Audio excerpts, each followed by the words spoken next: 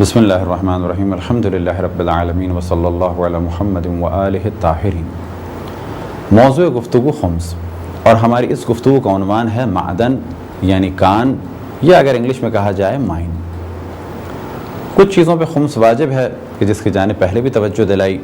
ان میں سے ایک ہے معدن۔ معدن یعنی کان۔ اب یہ کان چاہے لوہے کی ہو، یعنی وہاں سے لوہا، فولاد، یا اسی طریقے سے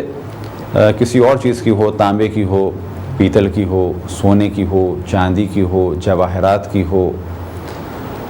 اور کان ہی میں شامل کیا جاتا ہے تیل کے کنویں کو۔ تو اگر کہیں زمین کو کھود کر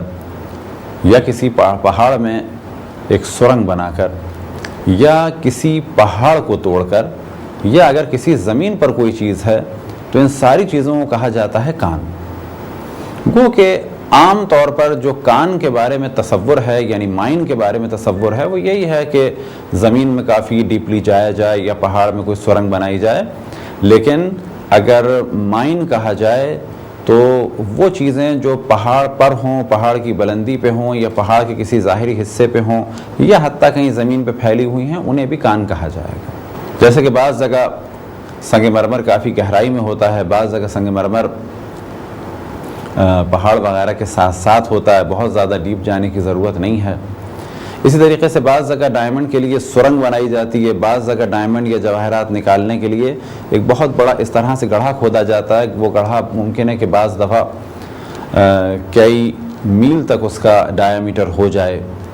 تو ضروری نہیں ہے کہ جب بھی کان کہا جائے تو وہ ایک سرنگ کی صورت میں ہو۔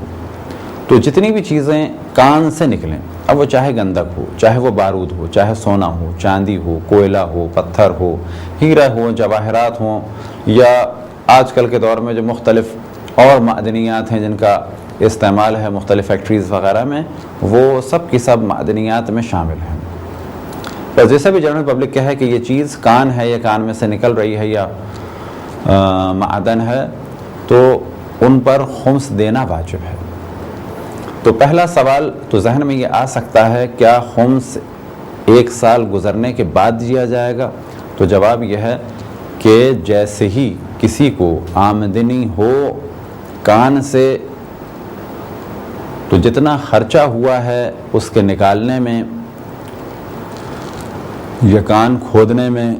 یا جو مزدوروں کو دیا ہے، یا اس دوران اور جتنے بھی خرچے ہیں ان سب کو مائنس کیا جائے گا، اور اس کے بعد یہ دیکھا جائے گا کہ اس کان میں سے کتنی آمدنی ہوئی۔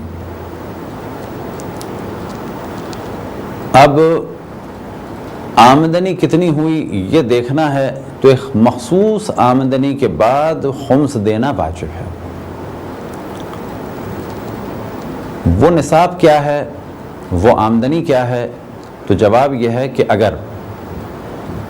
15 مثقال سونے کے برابر آمدنی ہو، یا 105 مثقال چاندی کے برابر آمدنی ہو،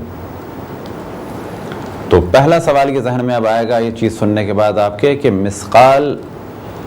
کتنے گرام کا ہے، یا آج کل مثقال کا کیا ویٹ ہے، اور مثقال کا کیسے ریٹ نکالا جائے۔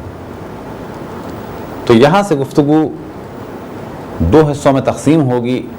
کہ مثقال بھی 2 طرح کے ہیں جو مشہور ہیں، ایک مثقال شرعی، اور نمبر 2 مثقال صیرفی۔ عموماً جب بھی فقہ میں بیان ہوتا ہے